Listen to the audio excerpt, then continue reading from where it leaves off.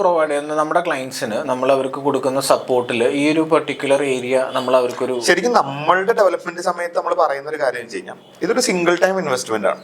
ഇപ്പൊ നമ്മൾ അതിനകത്ത് കുറച്ച് പെയ്ഡ് പ്ലഗിൻസ് ഉപയോഗിക്കുന്നുണ്ട്. അതിന്റെ ചാർജ് അല്ലാതെ ഒരു മെയിൻ്റനൻസ് കോസ്റ്റ് നമ്മൾ നമ്മുടെ വെബ്സൈറ്റിന്റെ ഡെവലപ്മെന്റിന് ശേഷം നമ്മൾ ഇനീഷ്യൽ പേയ്മെന്റ് മാത്രമേ ഉണ്ടാവുള്ളൂ. ആഫ്റ്റർ സെയിൽസ് നമുക്ക് അതിനകത്ത് വലിയൊരു മെയിൻ്റനൻസ് കോസ്റ്റ് ഒന്നും നമ്മൾ മേടിക്കുന്നില്ല. അതിന്റെ ഒരു കാര്യം ഇപ്പൊ നമ്മുടെ ഡെവലപ്മെന്റുമായിട്ട് കണക്ട് ചെയ്ത് ഏകദേശം ഒരു 10-15 വർഷമായിട്ടുള്ള ക്ലയൻസ് നമുക്കുണ്ട്. അവരിപ്പോഴും നമ്മളുമായിട്ട് കണക്റ്റഡ് ആണ്. പക്ഷെ ഒരു വലിയൊരു ടൈം നമ്മളുമായിട്ട് ഇൻവെസ്റ്റ് ചെയ്യേണ്ടി വരുന്നില്ല അവർക്ക്.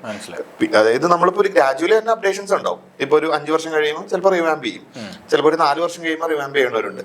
അങ്ങനെ റീവാമ്പിങ് അല്ലാതെ നമ്മൾ ഒരു ചെറിയൊരു കാര്യത്തിൽ ഇപ്പൊ ഒരു മെനു ആഡ് ചെയ്യുക, അല്ലെങ്കിൽ ഒരു പേജ് ക്രിയേറ്റ് ചെയ്യാം, അല്ലെങ്കിൽ ഒരു ഇപ്പോൾ കോളേജുകളെയൊക്കെ സംബന്ധിച്ചാണെങ്കിൽ പുതിയ ക്ലബ്ബോ സെല്ലോ അങ്ങനെ എന്തെങ്കിലുമൊക്കെ ആഡ് ചെയ്യുന്ന സമയത്ത് ഒരിക്കലും നമ്മളുമായിട്ട് കണക്ട് ആകുന്നൊന്നുമില്ല.